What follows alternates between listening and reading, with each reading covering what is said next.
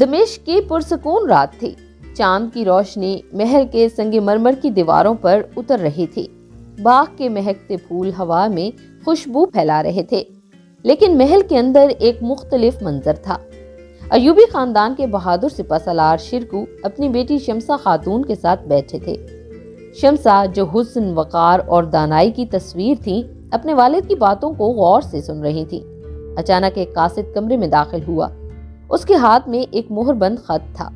شرکو نے خط کھولا اور پڑھنا شروع کیا۔ خط ان کے بھتیجے عظیم سپہ سالار اور فاتح سلطان صلاح الدین ایوبی کی طرف سے تھا۔ الفاظ میں وقار اور عاجزی جھلک رہی تھی۔ چچا جان، آپ کی بیٹی شمسہ خاتون کی عزت اور عظمت کے بارے میں سب جانتے ہیں۔ اگر آپ اجازت دیں تو میں چاہتا ہوں کہ وہ میری شریک حیات بنے۔ یہ رشتہ نہ صرف ہمارے خاندان کے اتحاد کو مضبوط کرے گا، بلکہ میرے دل اور زندگی کے لیے سکون کا باعث ہوگا۔ شرکو مسکرائے۔ وہ جانتے تھے کہ ان کا بھتیجا نہ صرف ایک عظیم جنگجو ہے، بلکہ ایک رحم دل اور نیک دل انسان بھی ہے۔ انہوں نے شمسہ خاتون کی طرف دیکھا۔ ان کے چہرے پر ایک پرسکون مسکراہٹ پھیل گئی، لیکن آنکھوں میں حیرت تھی۔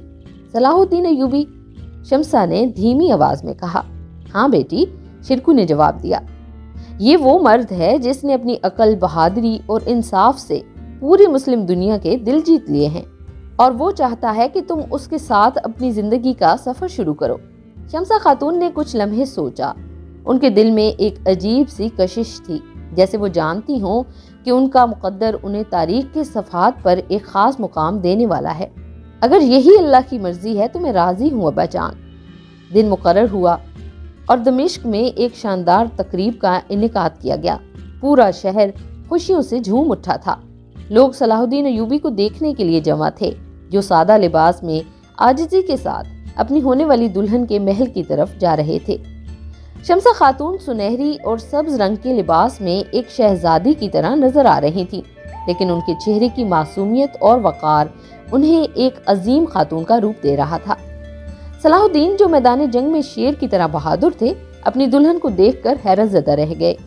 ان کی نظروں میں محبت اور عزت کی چمک تھی۔ یہ شادی صرف دو دلوں کا ملاپ نہیں تھی، بلکہ دو خاندانوں اور دو تاریخ ساز روحوں کا اتحاد تھا۔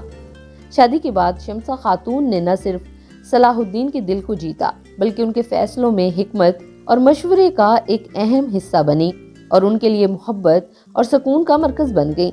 جب صلاح الدین میدان جنگ میں فوج کی قیادت کر رہے ہوتے، شمسہ خاتون ان کے لیے دعاؤں میں مصروف رہتی۔ ایک بار جب صلیبی جنگ اپنے عروج پر تھی اور صلاح الدین راتوں کو جاگ کر جنگی منصوبے بنا رہے تھے، شمسہ خاتون نے ان سے کہا، میرے سلطان، آپ اپنے جسم اور روح کو آرام دیجئے۔ ایک جنگجو کو اپنی طاقت محفوظ رکھنی چاہیے، اور آپ کا سکون ہماری فتح کی ضمانت ہے۔ صلاح الدین نے یہ سن کر مسکرائے اور کہا، شمسہ، تم میری بیوی ہی نہیں ہو، تم میرا اعتماد اور میری طاقت ہو۔ شمسہ خاتون اور صلاح الدین ایوبی کی کہانی محض ایک کہانی نہیں ہے، بلکہ یہ محبت، وفاداری اور حکمت کا ایسا امتزاج ہے جس نے تاریخ کو بدل دیا۔ شمسہ خاتون ایک نرم دل خاتون، صلاح الدین کی زندگی میں وہ روشنی بنی جو اندھیری راتوں میں ان کی رہنمائی کرتی تھی۔